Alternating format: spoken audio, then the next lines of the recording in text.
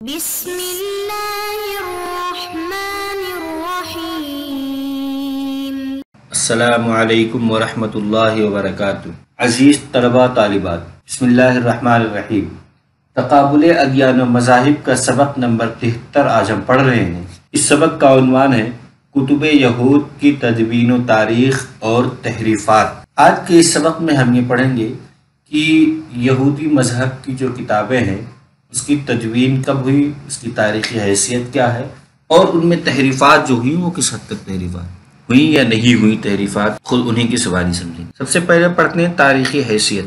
بنو اسرائیل پر 7 مرتبہ قیامت خیز تباہیاں آئی، جس میں عہد نامہ قدیم جل کر تباہ و برباد کیا گیا۔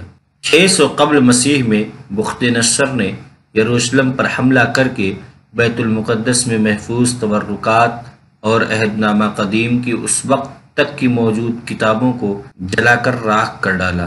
168 قبل مسیح میں انطاکیہ کے یونانی بادشاہ اینٹوینس نے یروشلم پر حملہ کر کے بنو اسرائیل کی مقدس صحیفوں کو جلا ڈالا اور تورات کی تلاوت کو حکماً بند کر دیا۔ یعنی بنو اسرائیل پر کل 7 حملے ایسے ہوئے جس میں ہر بار ان کے ہیکل کو تباہ کیا گیا، ان کی عبادت گاہوں کو تباہ کیا گیا، اور جو ان کی مذہبی کتابیں تھیں وہ بھی ان میں جل کر خاک ہو گئی۔ سخت حملوں میں سب سے پہلا سخت حملہ 600 قبل مسیح میں بخت نصر نے کیا تھا۔ بخت نصر نے ہیکل سلیمانی کو تباہ کیا اور جو ان کے تبرکات تھیں ان کو بھی جلا دیا، ختم کر دیا، اور جو عہد نامہ قدیم کی جو کتابیں اس وقت تک جو مرتب کی گئی تھیں ان سب کو جلا کر راکھ کر دیا۔ پھر دوسرا 168 قبل مسیح میں انطاکیہ کے یونانی بادشاہ نے یروشلم پر حملہ کیا، اس نے بھی مقدس صحیفوں کو جلایا، اور نہ صرف جلایا ہے بلکہ سرکاری حکم نامہ جاری کیا کہ تورات کی تلاوت بالکل بند کر دی جائے۔ پھر 70 عیسوی میں رومی بادشاہ تیتس بیت المقدس پر حملہ کر کے مقدس صحیفوں کو وہاں سے نکال لے گیا اور فتح کی یادگار کے طور پر روم کے محلات میں لے گیا، یعنی مقدس صحیفوں کو ان کی یہودیوں کے ہاتھوں سے چھین لیا اور اب وہ رومیوں کے ہاتھ میں پہنچ گیا۔ یہودیوں کے قتل، ان کی عبادت گاہوں کی تباہی اور مقدس صحیفوں کے جلائے جانے کے بعد یہ نتیجہ نکلا کہ عہد نامہ قدیم محفوظ نہ رہ سکا۔ تاریخی حیثیت یہ ہے کہ عہد نامہ قدیم بہت سے تغیرات کا شکار رہا، وہ اس کی حفاظت کی کوئی گارنٹی نہیں۔ موجودہ عہد نامہ قدیم، عہد نامہ قدیم کی تاریخ و تدوین بیان کرتے ہوئے ایک مغربی محقق کہتے ہیں کہ موجودہ عہد نامہ قدیم کے متن کو آخری مرتبہ 7ویں صدی مسیح میں مرتب کیا گیا، اور جن لوگوں نے اسے مرتب کیا ان کو مسورائی کہا جاتا ہے۔ باقی کی جو کاپیاں تھیں یا وہ نسخے جو ناقص یا بوسیدہ پائے گئے ان کو اچھی طرح جانچنے کے بعد ضائع کر دیا گیا۔ چنانچہ عبرانی مخطوطہ کوئی بھی 9ویں صدی عیسوی سے پہلے کا نہیں، اور یہ سب کے سب مسورائی متن کے حامل ہیں۔ اس اقتباس کا مطلب یہ ہے کہ 700 عیسوی میں ایک کونسل بنی اور اس میں کچھ علماء متعین کیے گئے۔ ان علماء کی ذمہ داری یہ تھی کہ اس وقت تک جو عہد نامہ قدیم کی کتابیں ہیں ان سب کو انہوں نے جمع کیا، اس کے جتنے نسخے تھے ان سب کو جمع کیا، اور ان سب کو جمع کرنے کے بعد اس کو جانچا اور پرکھا، پھر اس کے بعد عہد نامہ قدیم کی ایک مرتب شکل شائع کی۔ اس جماعت کو جس نے اس وقت یہ جمع کیا تھا اس کو مسورائی کہا جاتا تھا۔ مسورائی پھر انہوں نے جس کو مناسب سمجھا اس کو شامل کیا، اور جس کو مناسب نہیں سمجھا جن مخطوطوں کو عبرانی زبان کے ان کو ضائع کر دیا جانچنے کے بعد۔ اب یہ ہے کہ عبرانی مخطوطے جو آج کل اگر کہیں ملتے ہیں تو وہ یا تو وہی ہے مسورائی کے والے جو مسورائی نے جن کو دیکھا تھا، یعنی وہ سب کے سب 9ویں صدی عیسوی سے پہلے کے نہیں ہیں۔ صدی عیسوی سے پہلے کے جو نسخے پائے جاتے ہیں وہ وہی ہیں جو مسورائی کی نظر سے گزرے ہیں۔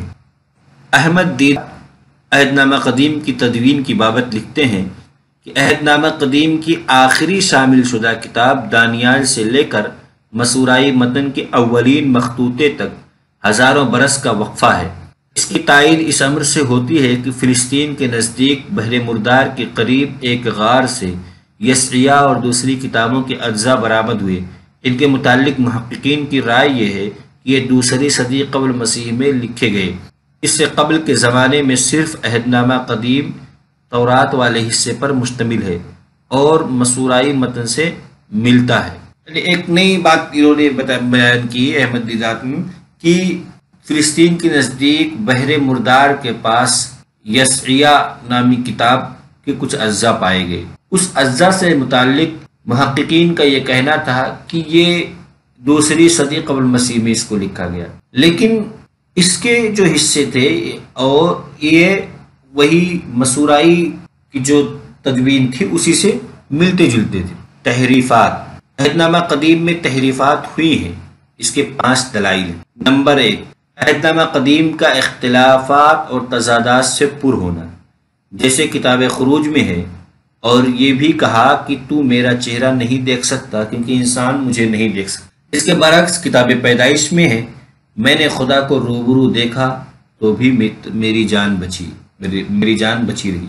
نمبر 2، توریت میں موسیٰ علیہ السلام کے بعد کے امور و حادثات کا تذکرہ، جیسے کتاب پیدائش میں ہے، اور اسرائیل آگے بڑھا اور عدر کے برج کی پرلی طرف اپنا ڈیرا لگایا، جبکہ یہ بات معروف ہے کہ مسجد عدر بیت المقدس کا ایک مینار ہے جسے سلیمان علیہ السلام نے موسیٰ علیہ السلام کی وفات کے 700 سال بعد بنوایا تھا۔ 5 دلائل میں سے 2 دلائل ہیں۔ پہلی دلیل یہ ہے کہ عہد نامہ قدیم میں تحریف ہوئی، اس کی وجہ یہ ہے کہ عہد نامہ قدیم کے بیانات میں تضادات پایا جاتا ہے، جیسے کہ ایک جگہ کتاب خروج میں یہ کہا گیا کہ خدا سے متعلق، رویت باری سے متعلق، کہ تو میرا چہرہ نہیں دیکھ سکتا کیونکہ انسان مجھے دیکھ نہیں سکتا۔ پھر کتاب پیدائشی میں کہہ دیا گیا کہ میں نے خدا کو روبرو دیکھا تبھی میری جان بچی، یعنی میں خدا کو دیکھنے کے بعد بھی انسان ہوش میں رہا اور میری موت نہیں ہوئی۔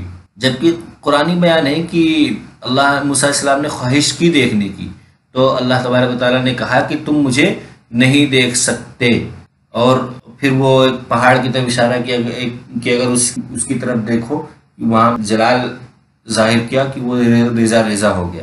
اور دوسری دلیل یہ ہے کہ توریت میں کچھ ایسے واقعات ملتے ہیں کہ جو حضرت موسیٰ علیہ السلام کے بعد کے ہیں، اور توریت جو ہے اصل نسخہ وہ حضرت موسیٰ علیہ السلام کے دور کا، موسیٰ علیہ السلام کو جو تختیاں ملی تھی جس میں 5 کتابیں ہیں، وہ موسیٰ علیہ السلام کے دور کی ہے۔ تو جو چیز 700 سال بہت پہلے، یعنی 700 سال پہلے اگر کوئی کتاب لکھی گئی، اس کے اندر 700 سال بعد کے واقعات کو کیسے لکھا جا سکتا ہے؟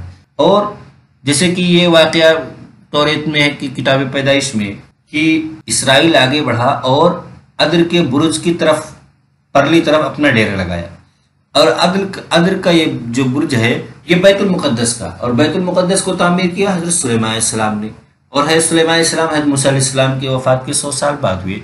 تو یہ کیسے ہو سکتا ہے کہ بیت المقدس موسیٰ علیہ السلام کے دور میں ہی تعمیر ہو گیا ہو؟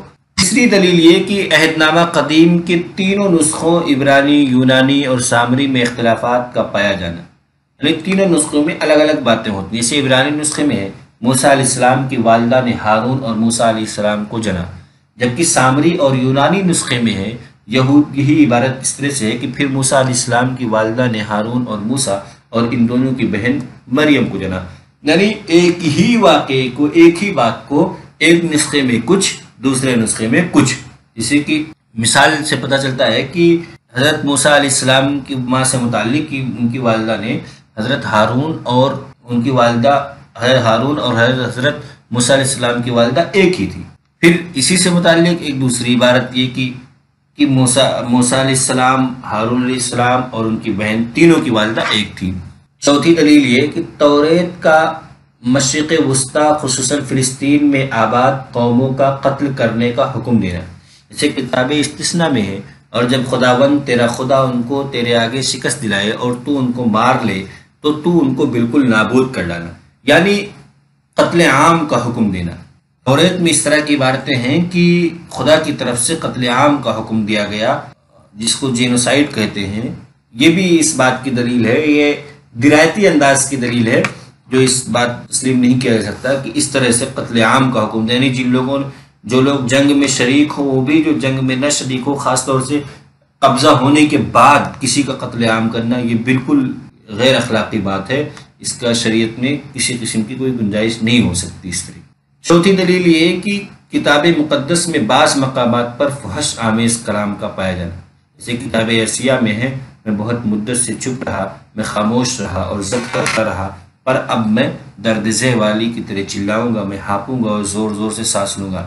یعنی ایسی فحش باتیں کہ جو ایک عام انسان اپنی زبان سے نہیں بول سکتا، ایسی باتیں کبھی خدا کی طرف، کبھی انبیاء کی طرف، اس طرح کی باتیں بھی اس میں پائی جاتی ہیں، جس سے اندازہ ہوتا ہے کہ یہ انسانوں نے اپنی طرف سے داخل کر دی۔ عہد نامہ قدیم قرآن کی روشنی میں، قرآن کریم میں سرے سے ہی عہد نامہ قدیم کی عبارت نہیں ملتی، بلکہ قرآن میں تورات، کتاب موسیٰ اور صحیفہ موسیٰ کا تذکرہ ملتا ہے۔